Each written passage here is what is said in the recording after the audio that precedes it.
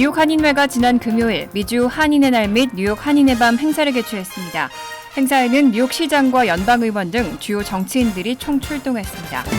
화이자의 코로나19 2가 백신 접종과 고령자의 허혈성 뇌졸중 발병 간의 연관성이 있을 수 있다는 통계가 나왔습니다. 오는 1월 23일부터 2022 회계연도 소득세 보고 접수가 시작됩니다. 이르면 내년 하반기부터는 외화를 송금할 때 $50,000를 초과해도 사전 신고 없이 우선 송금한 뒤 신고하는 방식으로 변경될 전망입니다.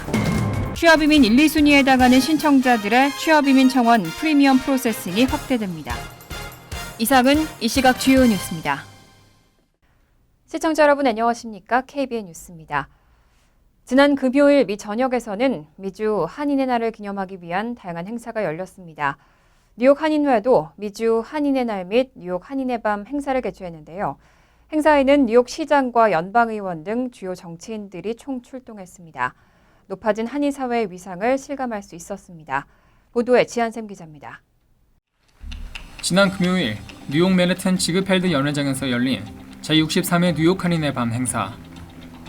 한인 이민이 시작된 지 120주년을 기념하기 위해 척 슈머 연방상원의원, 에릭 아담스 뉴욕시장 등 유명 정치인들도 참석했고, 행사장 한편에서는 미국 하와이 사탕수수 밭에서 일하기 위해 이주했던 첫 한인들 이래 지난 한인 이민자들의 역사를 소개하는 자리도 마련됐습니다. 찰스윤 뉴욕 한인 회장은 120년 한인 이민 역사를 되돌아보면 현재 한인 이민 사회가 얼마나 발전하고 그 위상이 높아졌는지 새삼 느끼게 된다며 앞으로 더욱 발전할 미래를 위해 한인 2, 3세들을 지원하는 한인 사회가 되자고 말했습니다. 특히 저희 이세로서 주류 사회에서 각광을 내면서 또 한인 사회를 잊지 않고 봉사 활동을 하는 그런 2세들을 선출해서 오늘 시상식을 합니다. 그래서 이 2세들과 같이 우리가 앞으로의 미래를 한번 설계해보는 그런 시간을 가질 수 있으면 좋을 것 같고요. 뉴욕 한인의 밤을 기념하기 위해 유명 정치인들도 총출동했습니다. 에릭 아담스 뉴욕시장은 1월 13일을 뉴욕시 한인의 날로 선포하고 뉴욕시가 발전하는데 한인 사회가 중요한 역할을 해왔다며 감사를 표하고 나날이 고조되는 아시안 혐오 범죄를 근절하고 한인들이 편안히 삶을 누릴 수 있도록 최선을 다하겠다고 말했습니다. We must raise our voices to say this is not a city of hate. This is a city of celebrating the diversity that makes us great as a city. That is who we are. 올해의 한인상은 케빈 김 뉴욕시 스몰 비즈니스 국장에게 수여됐습니다. 한인으로는 처음으로 뉴욕시 행정부 국장직을 맡게 된 케빈 김 국장은 어릴 적 힘겹게 스몰 비즈니스를 운영하던 부모님의 이야기를 나누고 코로나 팬데믹 기간 동안 힘겹게 사업을 이끌어온 자영업자들이 제자리를 찾아갈 수 있도록 맡은 임무에 힘쓸 것을 다짐했습니다.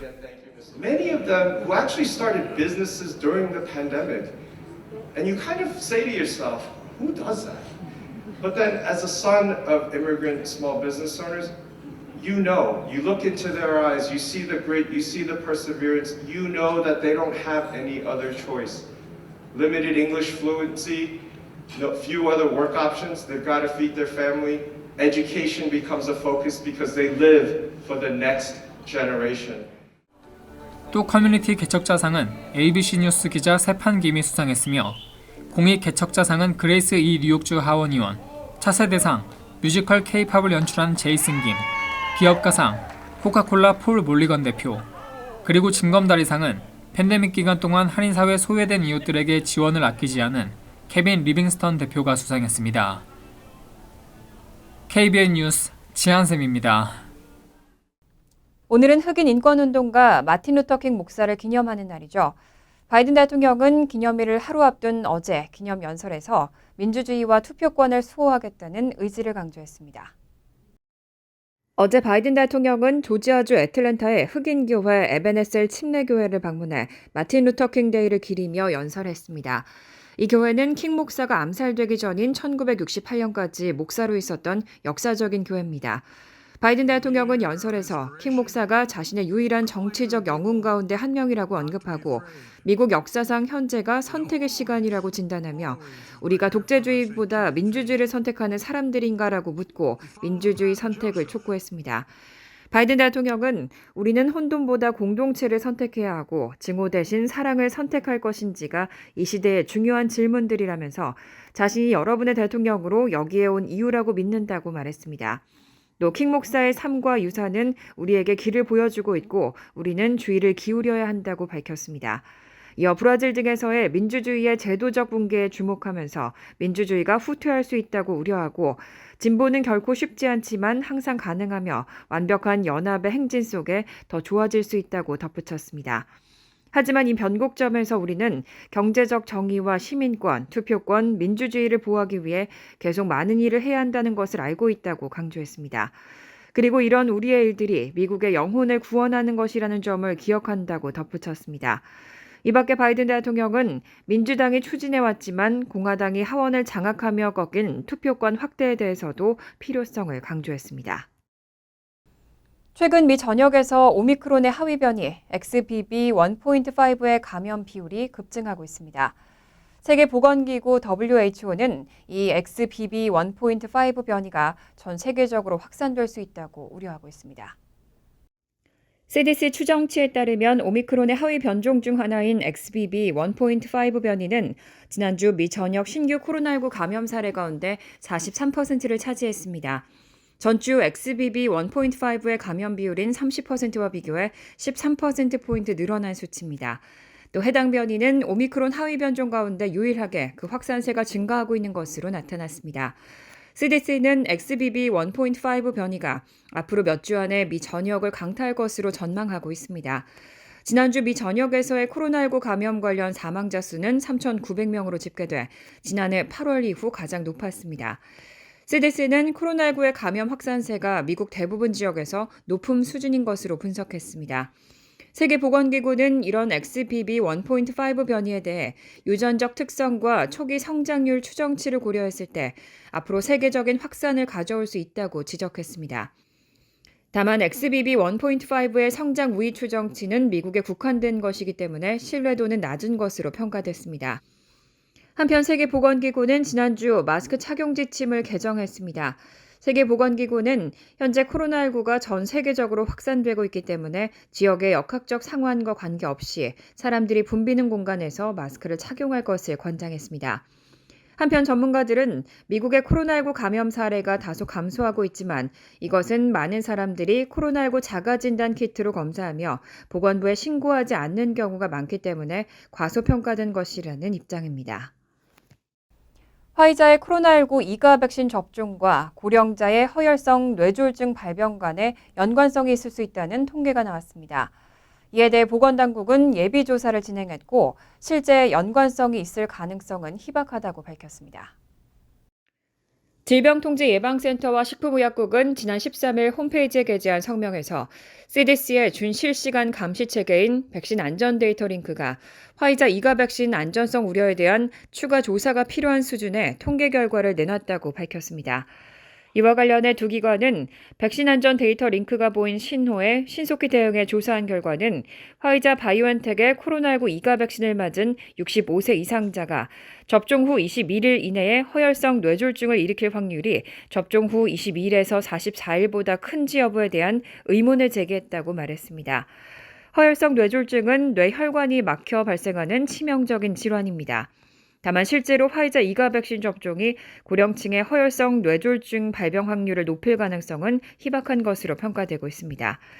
CDC와 FDA는 이런 안전체계는 백신 자체와는 무관한 다른 요인으로 인한 신호를 감지하는 경우가 잦다면서 전체적인 자료는 백신 안전 데이터 링크가 보낸 신호가 실제적인 임상적 위험을 나타낼 가능성이 극히 낮음을 시사한다면서도 전례에 따라 이 정보를 대중과 공유하는 것이 중요하다고 판단했다고 설명했습니다.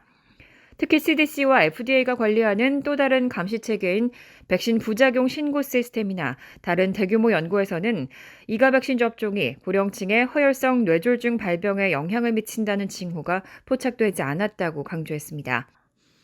화이자와 바이오엔텍은 즉각 성명을 내고 화이자와 바이오엔텍, CDC, FDA 중 누구도 미국과 세계 각지의 수많은 여타 감시 체계가 비슷한 결과를 내놓는 걸 본 적이 없다면서 코로나19 백신과 허혈성 뇌졸중이 연관이 있다고 결론을 내릴 수 있는 증거가 없다고 밝혔습니다. 다음 주부터 세금 보고 접수가 시작됩니다. 정확하고 빠른 환급을 위해서는 이름, 철자, 오류 등 단순한 실수를 주의하고 가급적 전자보고와 계좌 이체가 당부되고 있습니다. 이한마음 기자가 보도합니다. 국세청 IRS는 오는 1월 23일부터 2022 회계연도 소득세 신고서를 제출할 수 있다고 밝혔습니다. 1억 6,800만 명이 넘는 납세자들이 올해 세금 보고를 할 것으로 예상됩니다. IRS는 지난해 세금 신고 기간에 처리되지 않았던 수십만 건의 세금 보고도 함께 처리할 것이라고 밝혔습니다. IRS는 지난 3년 동안 코로나19 팬데믹으로 인해서 납세자들의 신고서 처리가 지연되고 전화와 대면 지원 서비스가 원활하지 못했다며 이를 해소하고자 지난해 5천 명의 신규 인력을 채용했다고 강조했습니다. 세무 전문가들은 원활한 세금 환급을 위해서 신고서 작성 시 이름 철자나 사회보장 번호 등 단순한 실수를 하지 않도록 주의할 것을 당부했습니다.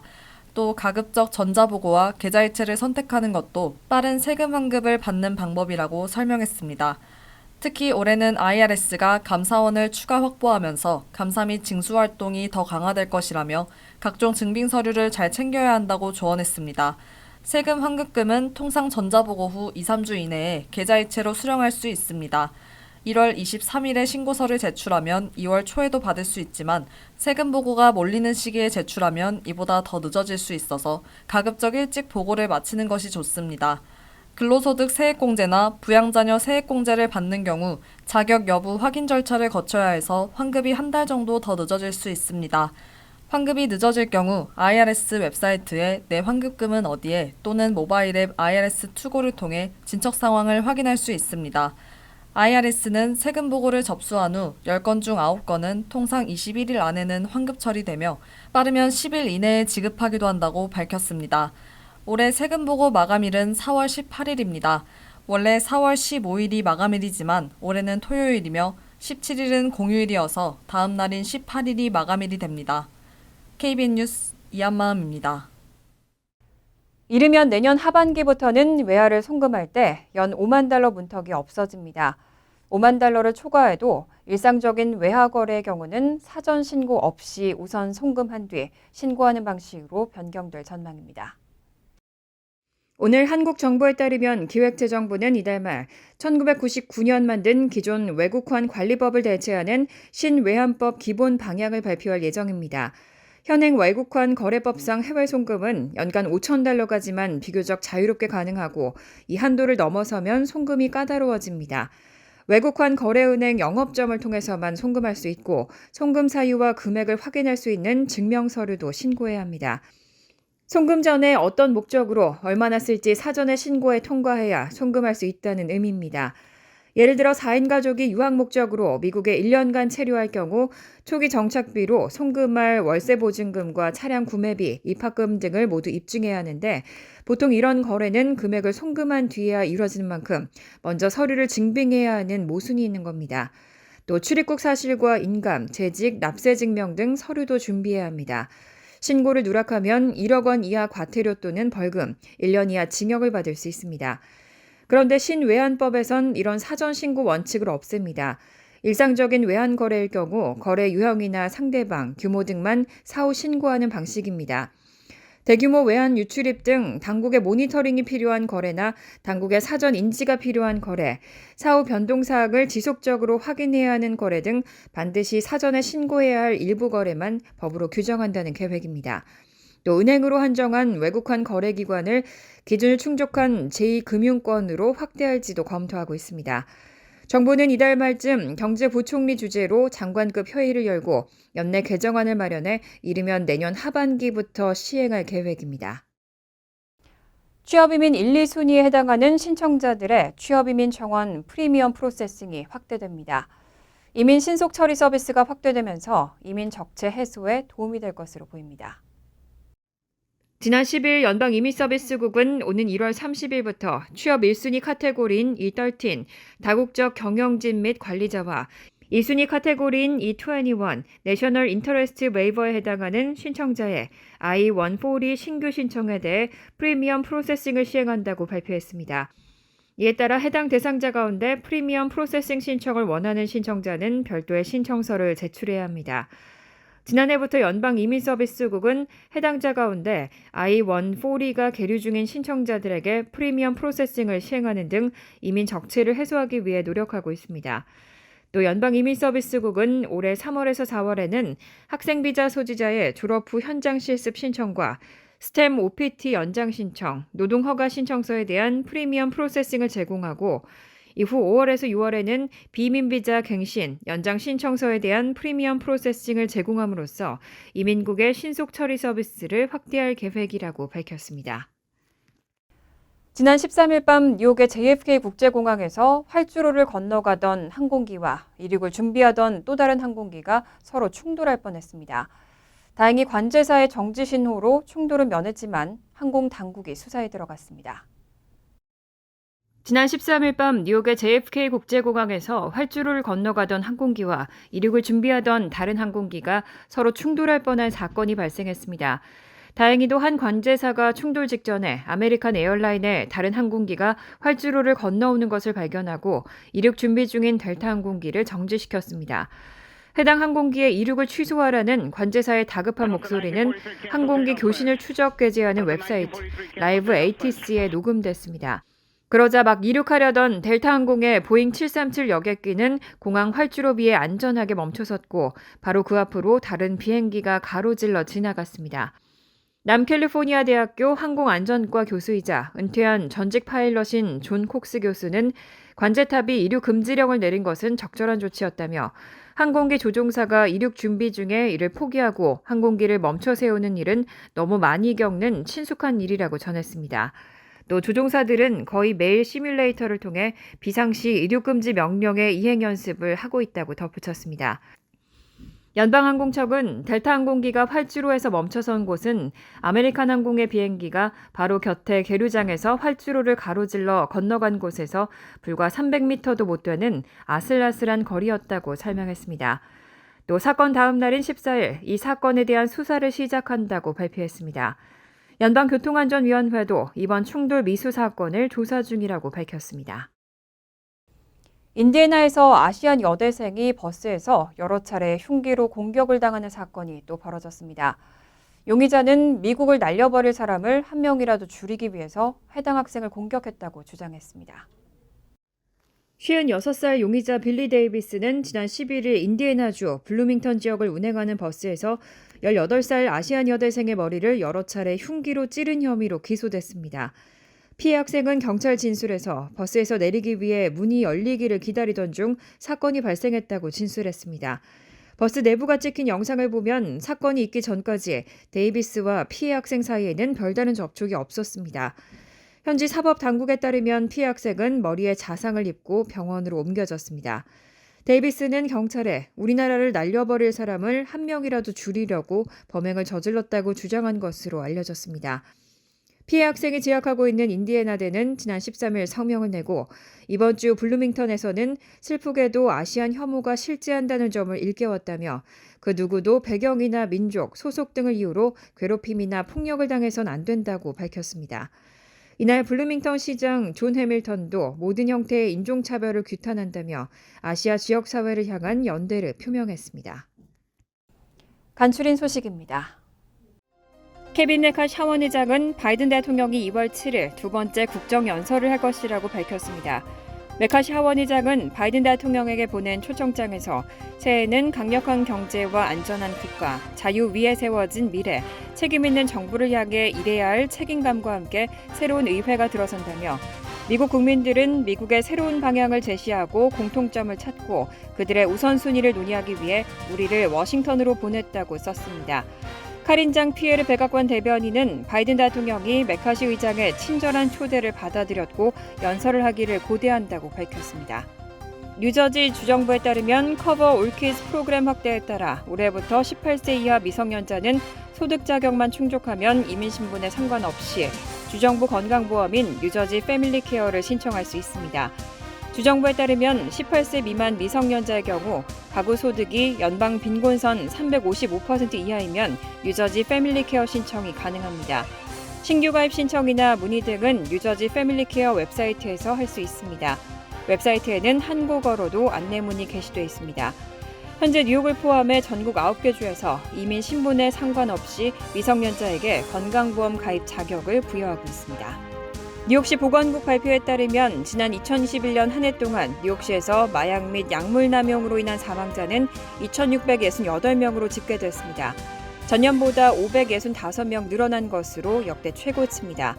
마약 및 약물 오남용 사망자 가운데 약 80%에서 펜타닐이 검출됐고 47%에서 코카인이, 알코올과 헤로인은 각각 39%와 37%로 뒤를 이었습니다. 마약 및 약물 오남용으로 인한 사망률은 흑인의 경우 2020년 10만 명당 39.8명에서 2021년 53.5%의 가장 큰 폭으로 상승했고, 아시안의 경우 2020년 3.9명에서 2021년 5.4명으로 높아졌습니다. 13억 5천만 달러 메가밀리언스 잭팟이 터졌습니다. 메가밀리언은 지난 13일 추첨에서 1등 당첨자가 나왔다고 밝혔습니다.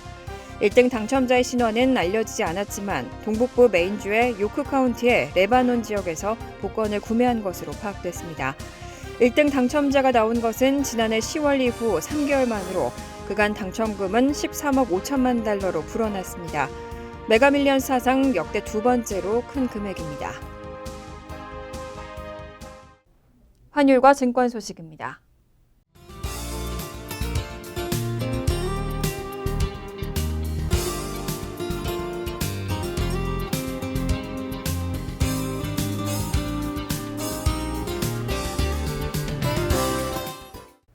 이어서 날씨입니다.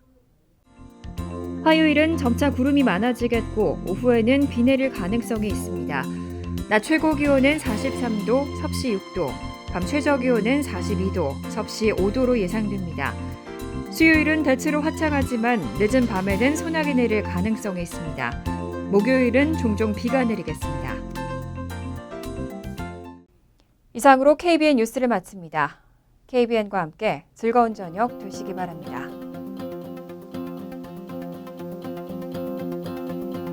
미 동부 최대 한인방송 KBN이 제작하는 KBN 뉴스는 웹사이트 mykbn.com 그리고 유튜브와 페이스북에서 다시 보실 수 있습니다. 좋아요, 구독, 알림 설정은 뉴스 제작에 큰 도움이 됩니다.